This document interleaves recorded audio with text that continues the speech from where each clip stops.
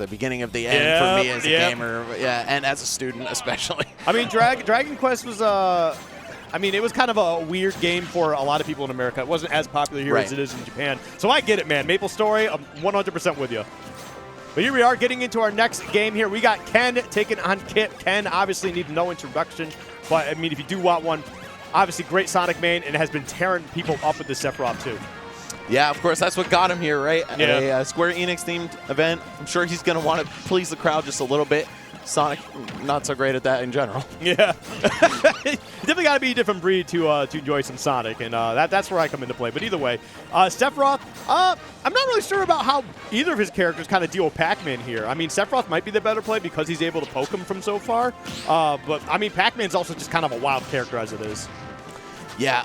He's, I would say, probably not all that great against a character like Sephiroth, who just has so much range. You know, Pac-Man typically has had a hard time with swordies, but Sephiroth is just so different from the rest of them. You know what I'm saying?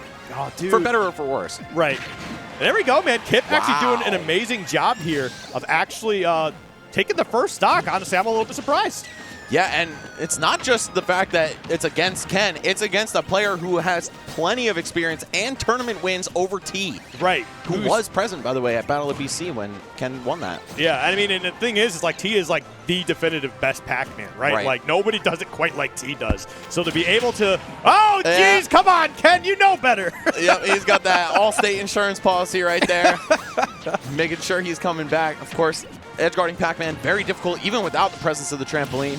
But Ken, he's going to tie it right back up. Okay, only trailing by 50 at this point, but Pac-Man is so strong at holding leads. Let's see what Ken is able to do to crack through here. Yeah, okay, tries to go for that grab. You got to be careful of that grab, man. That thing is a commitment, let me tell you. Yeah. It's not great on the range, and the animation lasts very, very long.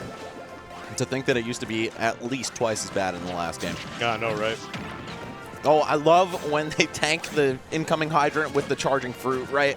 It's just so funny to watch. That gives you extra time to react, though. Lets you just kind of hold that neutral B with confidence. Wow. We're going to throw it off the shield twice. I get it, man. If you can pick it right back up, toss it again. Why not? I don't blame you. A little bit of catch with dad right there. And by the way, I do want to point out, when Ken won Battle of BC, it was with Sephiroth against T, which might kind of speak to him not liking Sonic versus Pac-Man. I could see that matchup being a bit of a pain. Of course, it's you know, the long game, bit of a slog, so to speak. Right. But I mean, it definitely makes sense. Yeah, I don't know if he does lose this game, if we're going to see the Sephiroth stay or go. I mean, right now, it's not looking too bad. He is a bit behind, but like you mentioned, it seems like this might just also be the long game. Ooh, I like the catch on the apple, though. That was actually really clean. I'm definitely digging the Pac-Man play from Kipp so far. Oh, my God, but that is all it takes. Wing or no wing, man. Ken's just a force to be reckoned with. And Kipp, you can see him actually kind of reel back in his chair a little bit. I mean, hey, bro, it's like, take it easy. You're doing really well against one of the best players, like one of the most celebrated players in the world. Right? Like, keep that mentality, bro. I promise it's going to be fine. Literally one of the special guests of the weekend, you know what I'm saying? But that also introduces a little bit of pressure. Of course, you want to be the guy who takes Ken out super early. Ooh, wow. That was almost super sick. My boy was scheming. Yeah, he was. He's out here trying to be a bad dude. Bad man. But give him the Vegeta shirt. Yeah. That'd be a sick skin for Pac-Man. I'd be down for it. Oh, okay. There it is. Trading with the hydrant. Of course, it's going to work out in Pac-Man's favor. Let's see what you got, Kipp. This character does have a couple B&Bs. He's got up throw into up air a couple times. And, of course, if you do get that Galaxian going, you can take like 40, 50 damage off of that. Oh, yeah, and the combos are definitely huge, especially at the later percentages, and you're able to get the side B to follow it all up, get up that final stock. Yeah, Kipp could be looking pretty. Oh, God, I thought that was going to like get some weird interaction with the trampoline. I didn't know what was about to happen there. Yeah, Ken just barely skating by. Kind of a lucky break for him. Oh, okay. And now you're at the ledge against Sephiroth. Sephiroth Ken, bro. This guy was on Survivor. Yeah. But it's not like Pac-Man doesn't have all the tools in the world to stay off stage as long as he goddamn wants. Right. Right. These characters are both extremely adept at stalling off stage and just recovering in general. So we'll see. Kipp, now that you've fallen behind, what do you have to even the odds? So far, it's not looking like anything.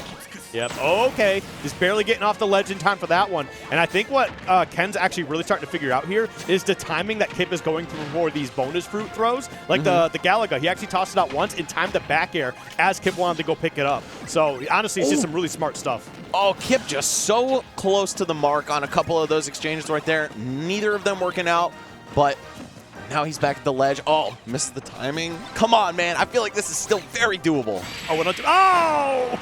Is what I would say. In a different timeline. Yeah. Damn. That was one hell of a caster curse, let me tell you. But either way, honestly, not a bad game. Like, Kipp was actually playing really, really well. Like you mentioned, it's one of our guests right now, right? Ken, one of the best players in Japan, one of the best players in the world. And honestly, that was an unfortunate slip-up right there, right? You probably could have got – I mean, he still cleaned up the stock either way. But I think as long as he cleans up a little bit, just kind of prepares for Ken's punish game that's coming up here, I think he'll be fine. Yeah, I think the most decisive moment is probably the next replay you're about to see. Yep, right here.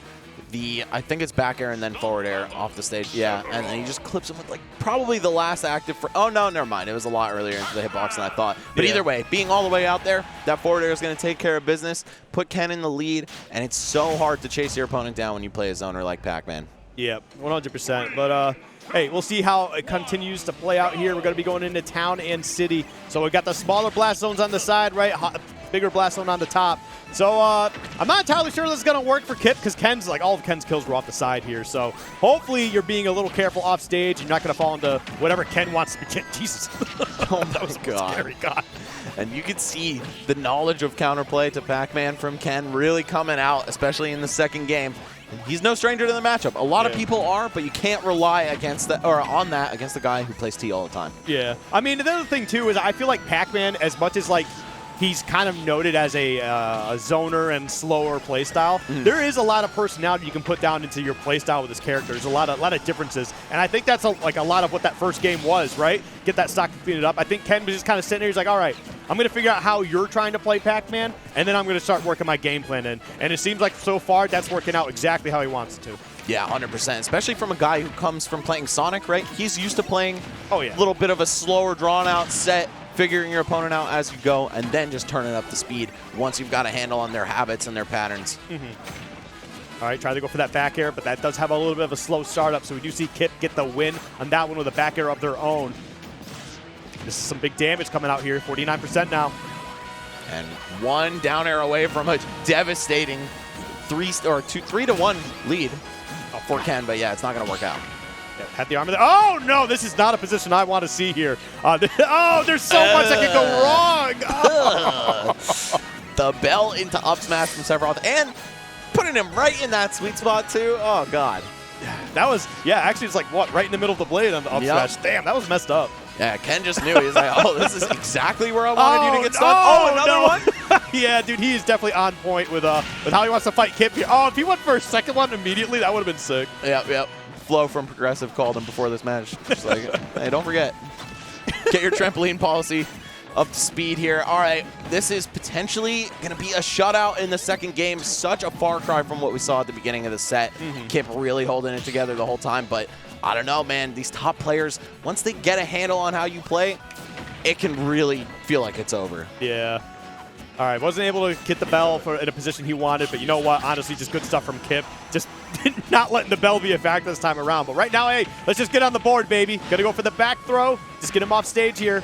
What's the play? Okay, that was actually nice. You covered a lot of space there. And honestly, either one of those hits would have cleaned it up. But we do see Ken find a way, get into the 3-stock, putting Kipp down.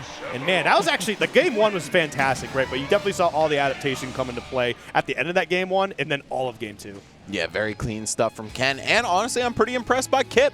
To even hang on hard against Ken just for 2 stocks is very impressive. Most people would have been wiped off the face of the earth long before that. So props to him, just showing what he has to offer as a player. But you know what? Ken, one of our special guests for a reason, going to move on 2-0. And I believe that puts him in the winner's finals of his pool now. Oh, no, that was the winner's finals of his pool, I think.